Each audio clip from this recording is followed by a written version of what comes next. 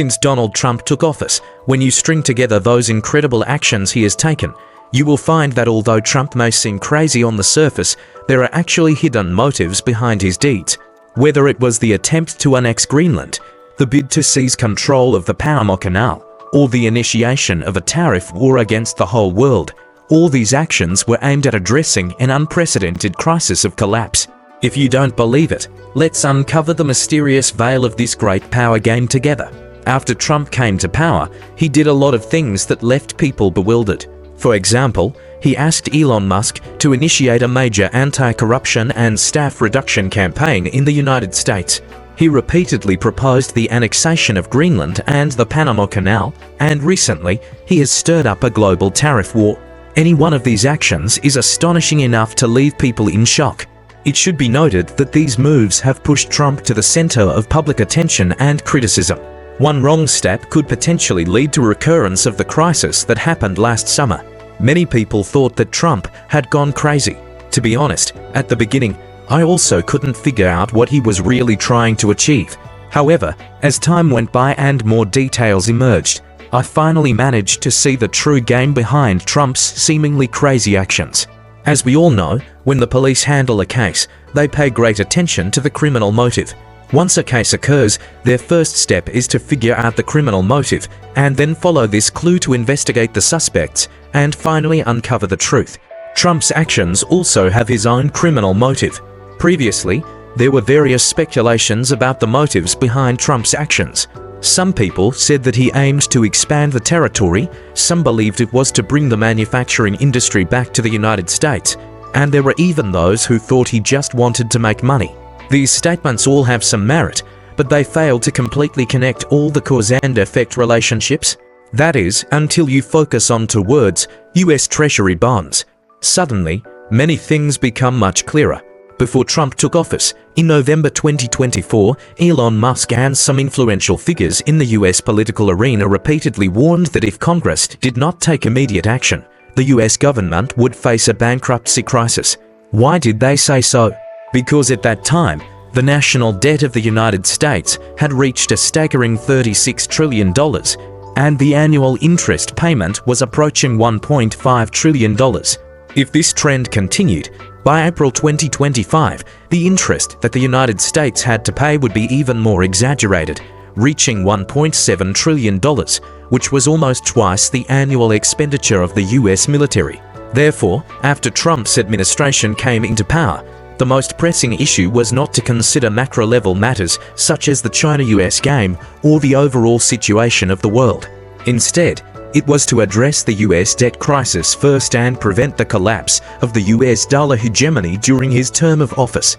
Otherwise, Trump would become a historical sinner in the history of the United States. Looking at it this way, solving the US debt crisis is Trump's criminal motive. Let's analyze one by one the things he has done. Why did Trump keep putting pressure on the Federal Reserve before he took office, demanding an immediate interest rate cut? Because reducing the interest rate can lower the yield of US Treasury bonds, allowing the Trump administration to pay less interest.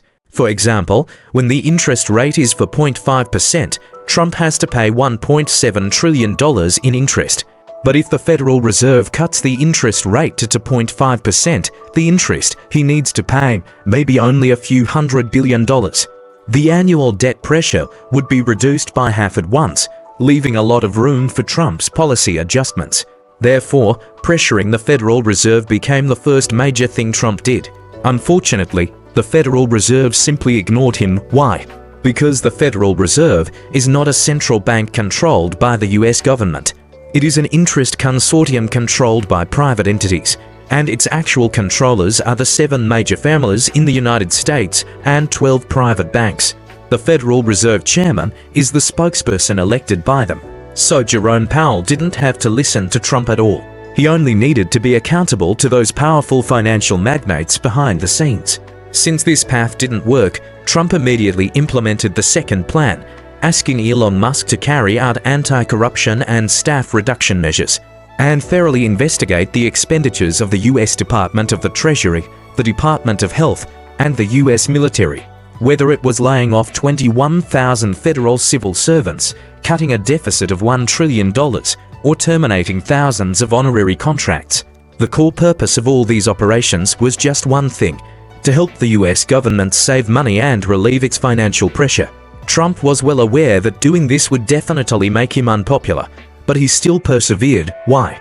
Because the US government at that time was just like the Ming Dynasty in ancient China when its national treasury was empty. Without saving on expenses, it couldn't even sustain itself. It can be said that Musk's reform was a life-saving measure for the US government. If this money couldn't be saved, Trump wouldn't be able to do anything. While doing this, Trump was also engaged in another seemingly crazy action, repeatedly proposing the annexation of Greenland and the Panama Canal. Why did he do this? Was it really just for territorial expansion? Of course not. There are two key words here. One is rare earth, and the other is trade. Let's talk about rare earth first. The greatest value of Greenland lies in the discovery of an ultra-large rare earth deposit there. The currently proven reserves of rare earth oxides are as high as 280,020 tons, with heavy rare earth accounting for 27%. What is the use of rare earth? It is an essential material for the US military industry. According to the data I found, each F-35 fighter jet requires 417 kilograms of rare earth, and each nuclear submarine requires 4 tons of rare earth. Without exaggeration, if the United States cannot achieve independent supply of rare earth, it has no chance of going to war with us. However, the embarrassing thing is that 90% of the global rare earth processing capacity is in China. So, Trump's intention is very clear. He doesn't care about the frozen land of Greenland. What he wants is the rare earth minerals there. He wants to break China's monopoly in the rare earth field.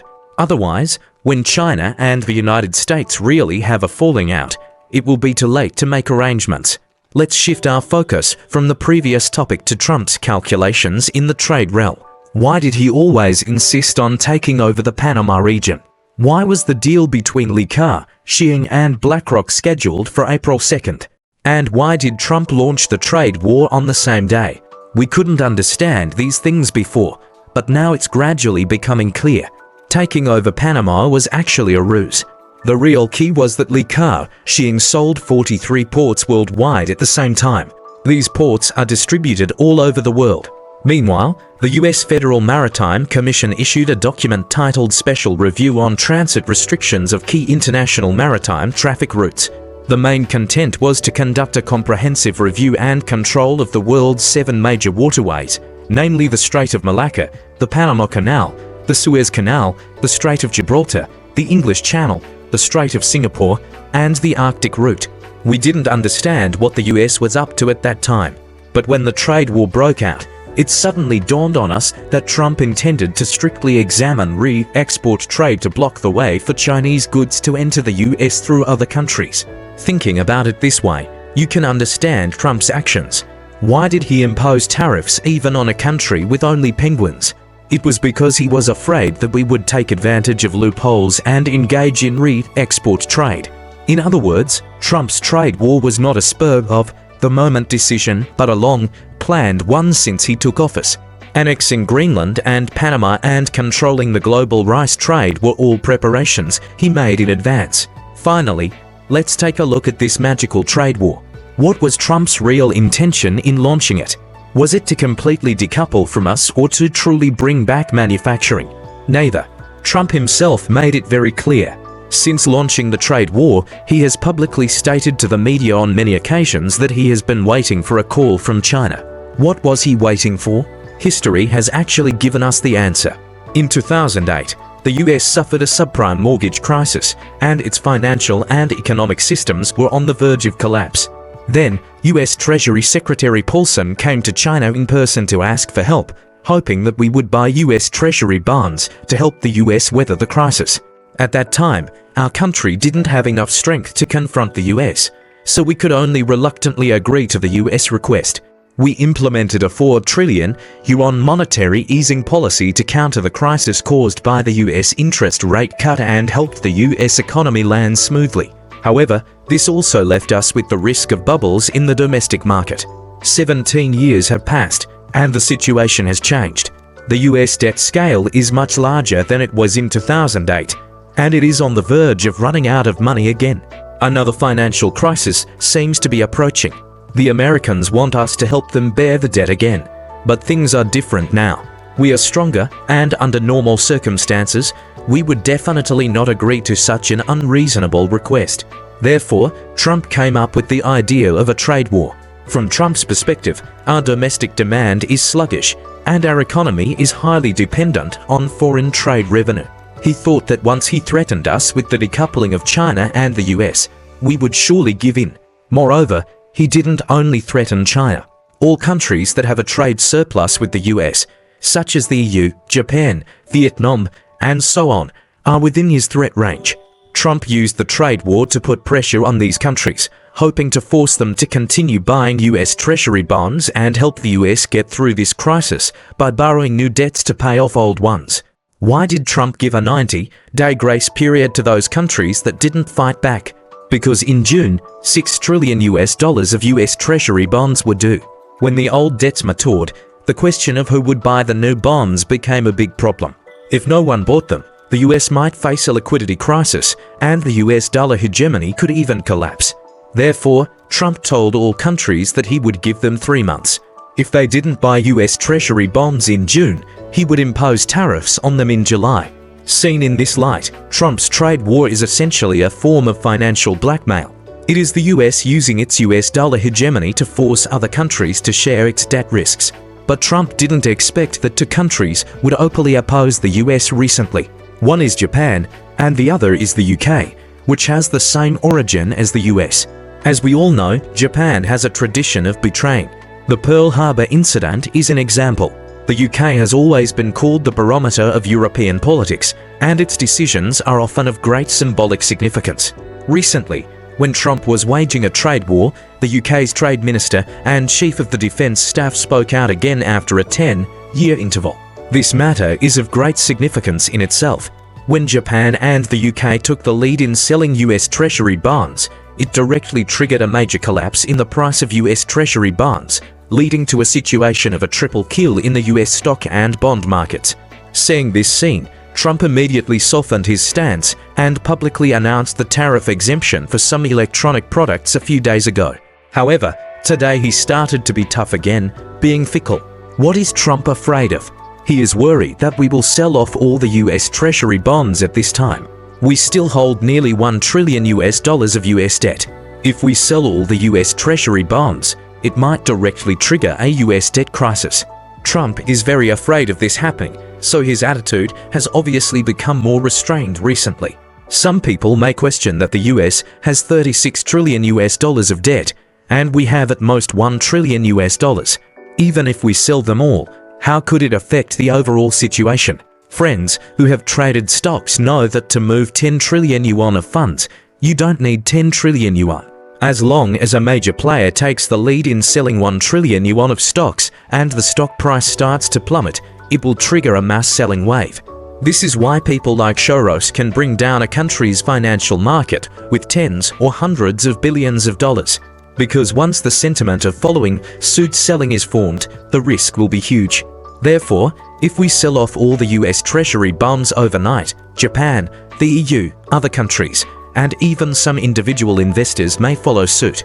At that time, if no one wants to buy US Treasury bonds, the US dollar hegemony could completely collapse. So Trump doesn't dare to take the risk and can only give in first to prevent the situation from getting worse. However, he is reluctant to admit that the trade war has failed, so recently he has been vacillating between being tough and soft-spoken, like a madman. But we must be clear about one fact. No matter what Trump decides in the end, he cannot prevent the US dollar hegemony from moving towards a complete collapse. This trade war, on the surface, seems that the US is declaring war on the world with great arrogance, but in fact, it has overdrawn the US's national credibility. Trump's capricious tariff policies have made all countries in the world feel a huge threat. After this battle, all countries in the world will surely accelerate the process of dollarization and establish a new trade system to replace the US dollar-dominated system. If such a thing really happens, Trump will become the gravedigger of the US dollar hegemony recorded in textbooks.